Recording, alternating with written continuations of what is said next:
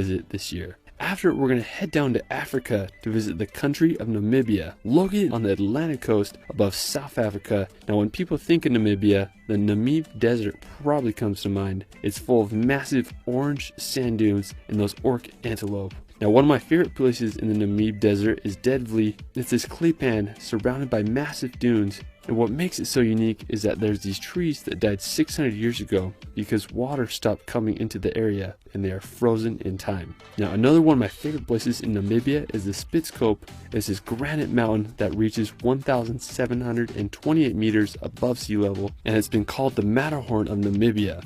If you want to see some African wildlife, the Etosha National Park is a wonderful place to see animals such as lion, giraffes, and elephants. And another cool fact about Namibia is that it's home to more cheetahs than anywhere else in the world. Anyways, Namibia is such a spectacular country. I hope you can visit. Now, while we're still in Africa, we're going to head to the islands of the Seychelles. Now, located in the Indian Ocean off the coast of East Africa, the Seychelles are an archipelago made up of 115 islands and are home to some of the world's most famous beaches. Now, when you find the Seychelles, you'll probably come to the island of Mahi. It's the biggest island in the archipelago and also home to Victoria, which is the island's capital. Now, there's a lot to do and see on Mahi, and it's also a great place to venture off to the other islands. One of the most famous places in all the Seychelles is the beach called Anse Source d'Argent. It's located on the island of La Digue, which you can reach by taking a ferry from the neighboring islands. It's often rated as one of the world's most beautiful beaches, and I totally understand why. It has these massive granite boulders that create an otherworldly landscape. Now, afterwards, we're going to head over to South America to visit Patagonia. Located in both bottom halves of Chile and Argentina, Patagonia is easily one of the most beautiful regions in the world. It has fjords like Norway, sounds like New Zealand, and the mountains are comparable to the Alps. Now, one of the most famous places in Patagonia is Torres del Paine. It's located on the Chilean side,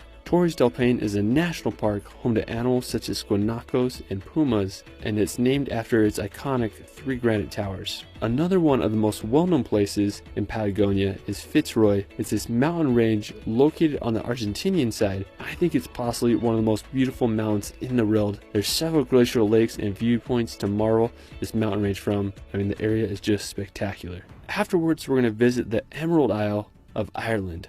I went here for the first time this summer, and it quickly became one of my all-time favorite countries. It's a land full of magical landscapes, dramatic coastlines, and enchanting history. One of the main reasons I wanted to go to Ireland was to visit the Great Skellig Island. You may recognize it as Luke Skywalker's hideout in the Star Wars movies. It's famous for being a monastic settlement that housed monks in these beehive-shaped huts until the 13th century. Now the island really is something else. You can only reach it by taking a boat over a rough sea. Now when we got to the island, I just loved walking up the 618 steps to the monastery. It's easily one of the most impressive places I've ever been. Now another amazing spot in Ireland is the Cliffs of Moher. They're probably Ireland's most recognizable destination, with cliffs that rise over 214 meters above the sea. I just loved walking along the cliffs and marveling at the beauty. Ireland is just such an amazing country. Afterwards, we're going to head over to France to visit the French Riviera. Also known as the Côte d'Azur, the French Riviera is one of the most highly sought after destinations in Europe. It's located in southern France on the Mediterranean Sea. One of my favorite places on the Riviera is Èze.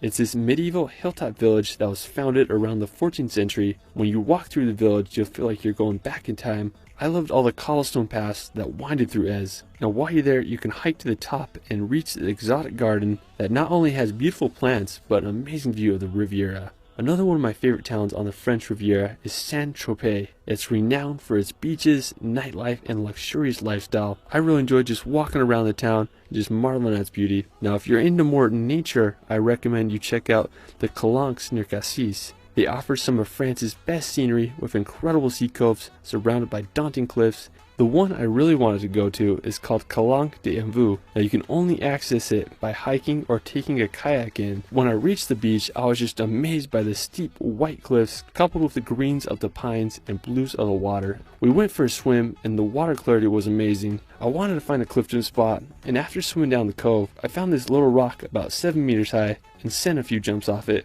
I mean, there's truly no better feeling than cliff jumping in the Mediterranean. Afterwards, we're going to head over to Italy to visit Tuscany. Located in central Italy, Tuscany is known for its landscapes, history, and artistic legacy. I've been obsessed with Tuscany ever since I've seen The Gladiator. Now one of my favorite places there is San Gimignano. It's this hilltop town famous for its watchtowers and incredibly preserved medieval features. Now if you want to see some of Tuscany's countryside, you can visit Valdorcia. When you think of Tuscany, this is what you'll probably imagine: lush rolling hills, perfectly aligned cypress trees, and picturesque hilltop towns. This is easily one of the most scenic parts of the region. Now the city of Florence is the crowning feature of Tuscany. It's considered to be the birthplace of the Renaissance, and the history there is endless. Whether you walk across the Ponte Vecchio bridge or marvel at the architecture of the Duomo, Florence is sure to take you back in time. Afterwards, we're going to head over to the country of New Zealand. Now after seeing movies like Lord of the Rings, I think it's safe to say we all want to visit New Zealand one day. Now New Zealand is made up of 700 islands, but the two major ones are the North and South. If you're down for more adventure and crazy landscapes, I'd say the South Island is where it's at. It's home to the Southern Alps, where Mount Cook is located. It's the tallest mountain in New Zealand and stands over 12,218 feet high. Another incredible spot is the Milford Sound. Described as the 8th wonder of the world, the Milford Sound is a fjord that was carved out by glaciers during the Ice Age. It's one of the wettest places in the world, and the whole area is just full of a rainforest and magical waterfalls. New Zealand opened up back in 2022 for travel, so I hope you guys can give it a visit this year. Now